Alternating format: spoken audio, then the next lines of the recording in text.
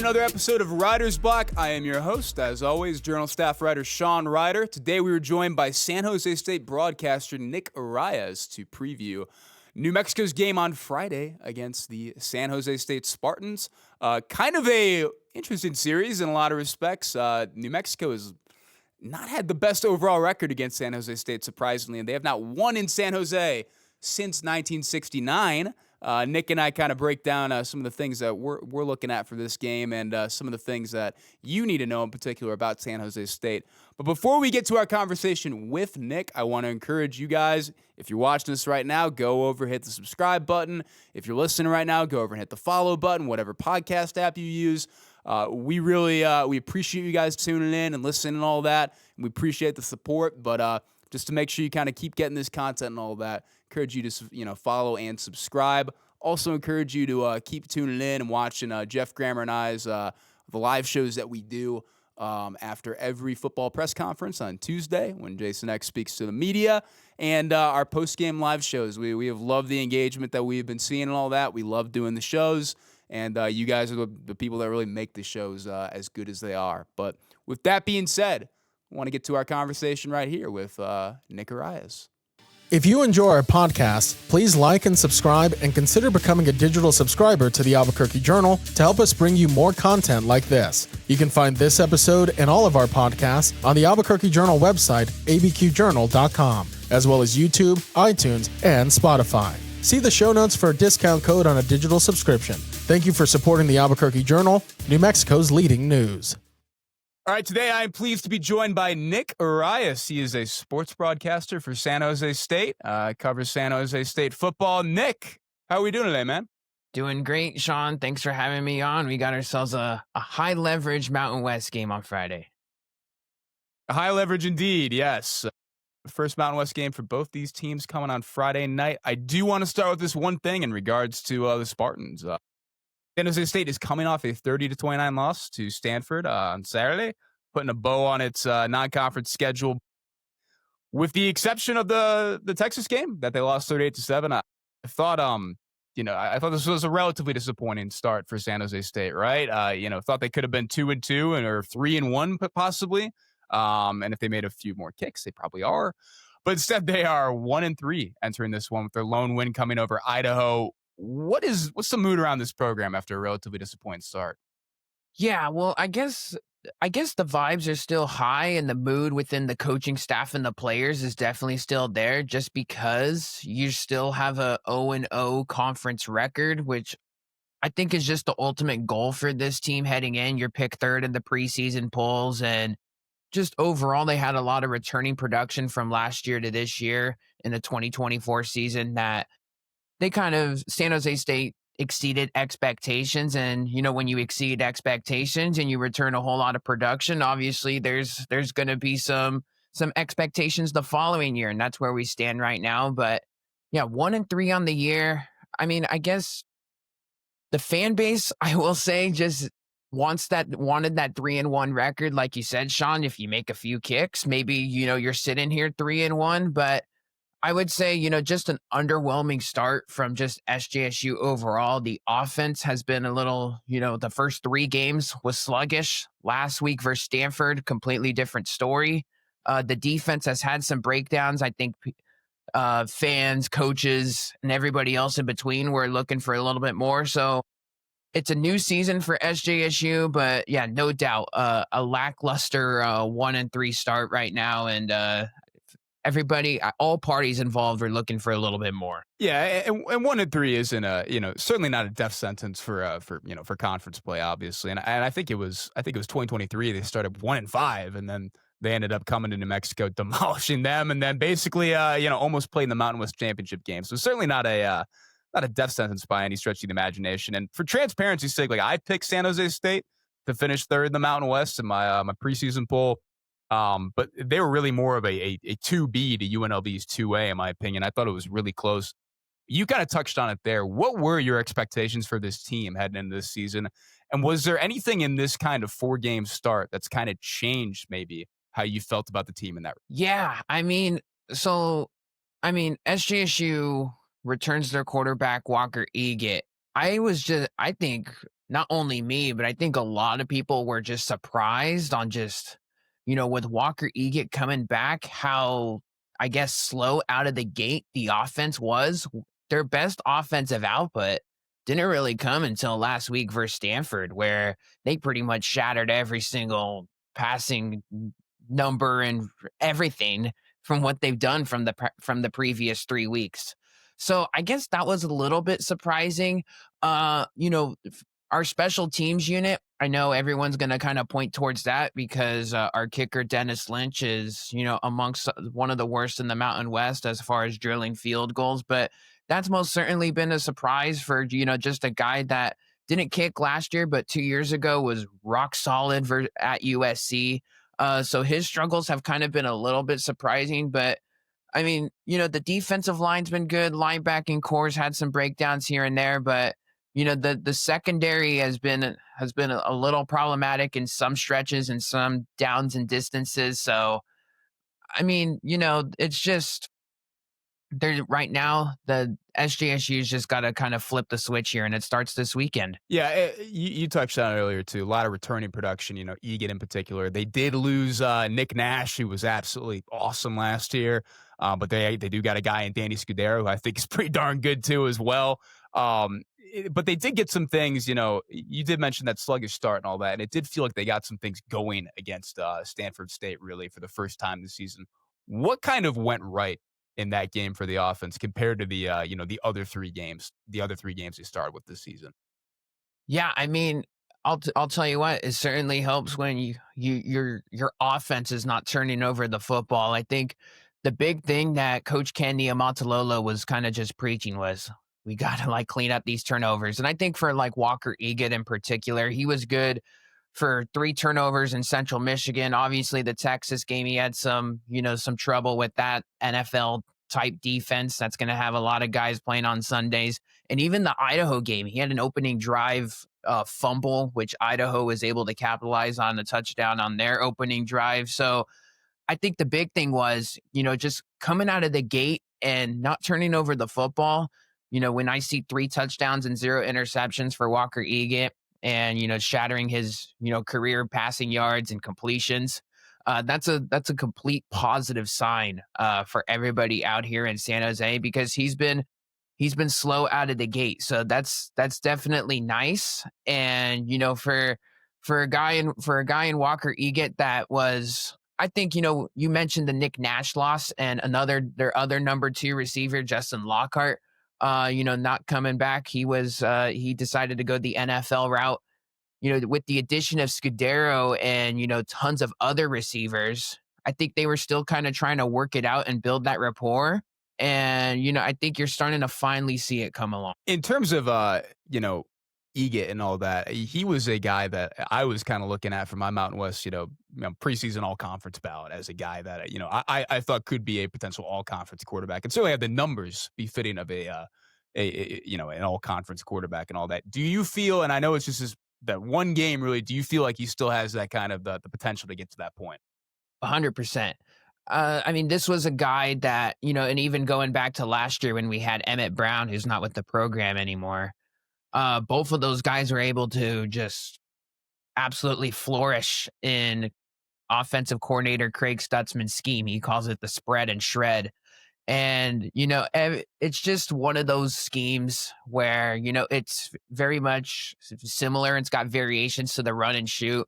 But if you're a quarterback in this offense, if you're a wide receiver and the slot wide receiver in this offense, you're going to put up numbers. That's how we saw Nick Nash, with the triple crown, receptions, receiving yards, and touchdowns last year. Danny Scudero is playing that exact same Nick Nash role as far as, positioning on the football field. So the Scudero numbers don't surprise me. But yeah, they're putting him in the best situation, and this scheme is built for him to succeed.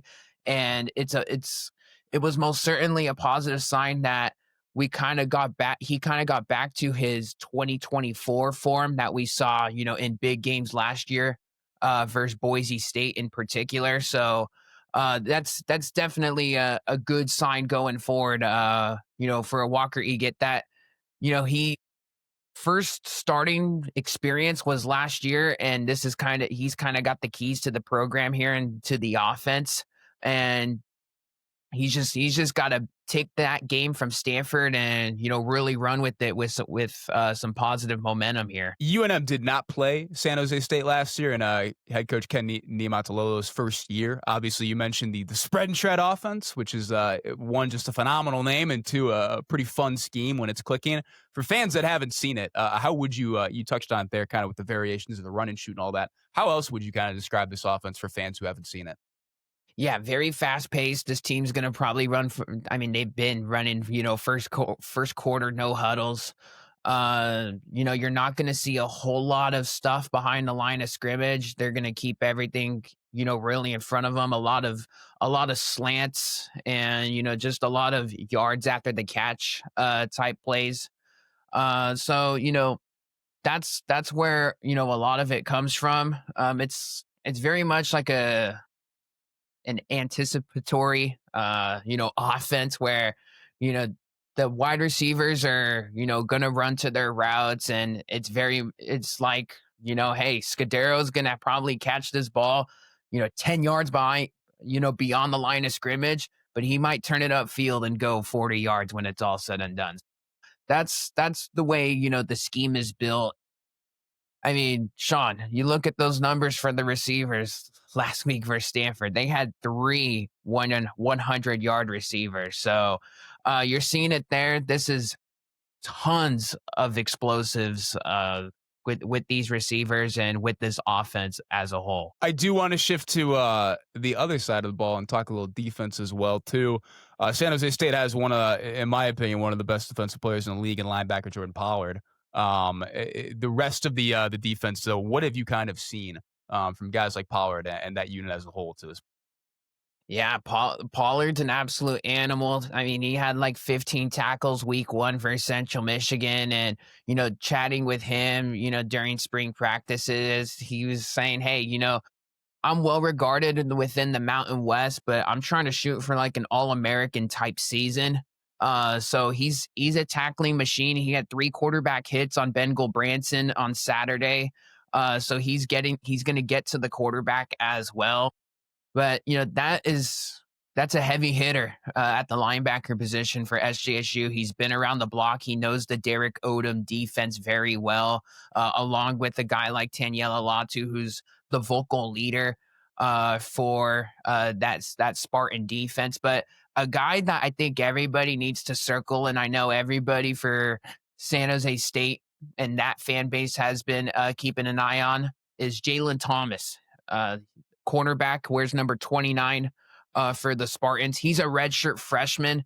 He's a local kid from Los Gatos, not too far away from the San Jose State campus. But this was a guy that led the team in tackles last week for Stanford, had the best camp by all the coaches, wasn't even on anybody's radar to even start on this defense. And, he's probably our best cover corner thus far this season. And, didn't really see, a whole lot of action just because of the way the Texas game went and the Central Michigan offense was running with 53 rushing attempts. But last week versus Stanford, he showed some flash. Idaho, he had a bunch of pass breakups. So number 29 for the Spartan blue and gold. That's a guy that is definitely emerging. And if you're playing, Sean, I don't care what sport you play, if you're getting on the field as a freshman or you're getting action as a freshman, you're doing something right. No, yeah. UNM certainly got a couple defensive freshmen on the defense right now that are kind of making a bit of an impact. So I agree completely. Last week, UNM beat New Mexico State 38-20. But New Mexico State sold out, hard to stop the run. They kind of saw that going in. They would load up 9 guys in the box, and they just kind of challenged UNM to beat them downfield and all that.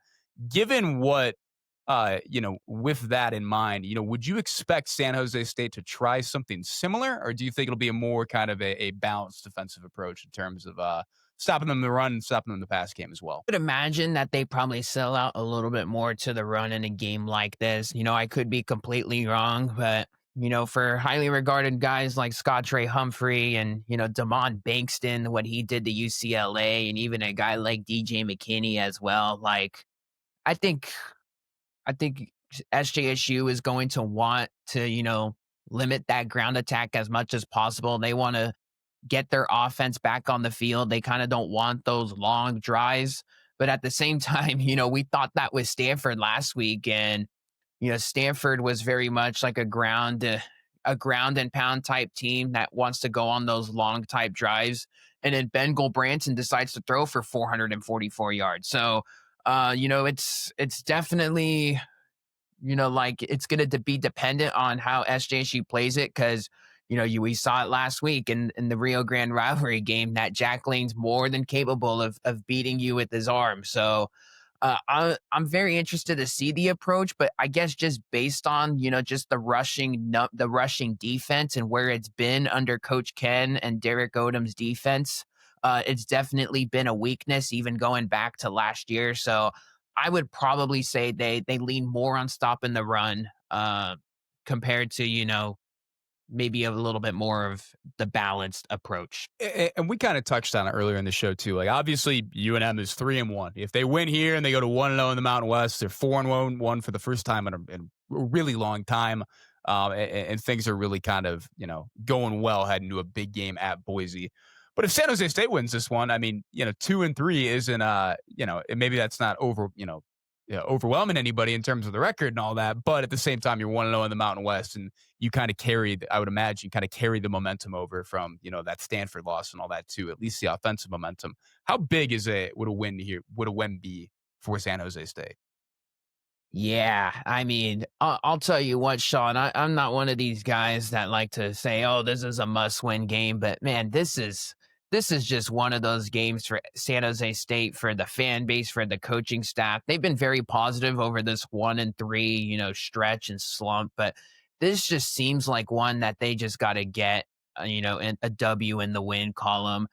Because of all the expectation that they have, and if they have one, especially if they have one of these great, offensive games and the defense kind of lets them down like how they did, down the stretch last week versus Stanford. If this team starts out 1-4 and 0-1 in league play, and I know the rest of the Mountain West schedule sets up on paper pretty nicely, but we're not on paper anymore.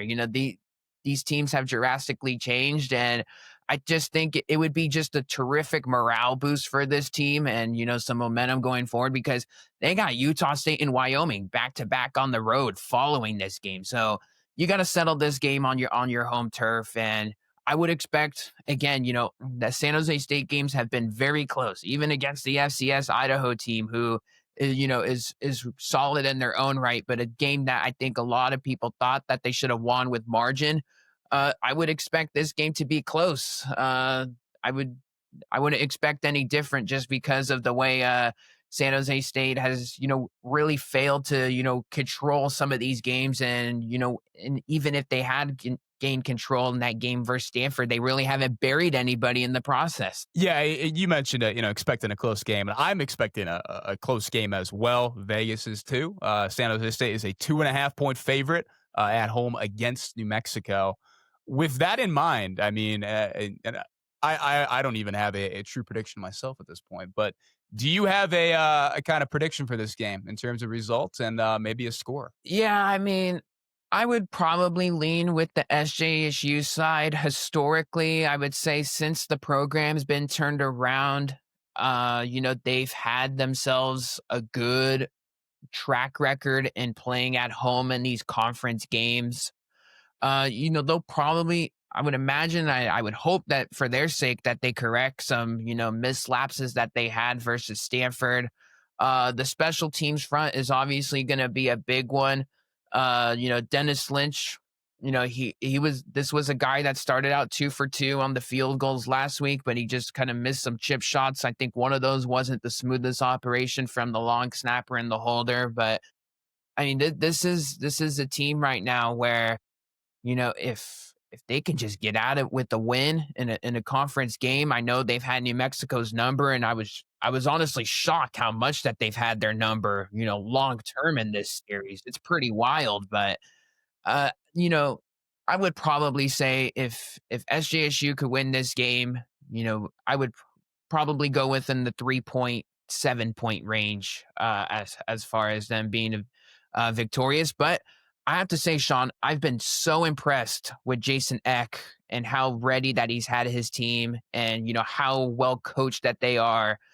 Because I was going into the season looking at this team on paper and talking with Coach Eck at Mountain West Media Day, and it's almost like, Coach, you literally brought in an FCS All-Star team, and and I've just been so impressed with the way he had his team ready and how disciplined that they are. So, I'd expect this game to be close. New Mexico's definitely going to be ready themselves, and SJSU's got to show up as well on the other side, because this is not the team that everybody projected when we were looking at all these teams in the summer. Yeah. And truly, I mean, you talked about how this series has kind of been more lopsided than you probably think. I mean, I was looking at it yesterday. I think the last time New Mexico, it's not like they're playing every single year at that point. I think the last time New Mexico's won at San Jose was like 1969, and they tied in 71, and that's it. Like, just crazy. Like, I think the overall series is like 15-5-1, maybe a couple other more ties. Just crazy how you would not expect that series to be that lopsided, but it's definitely been that way. But Nick, thank you so much for coming on today, man. I really enjoyed talking to you about San Jose State.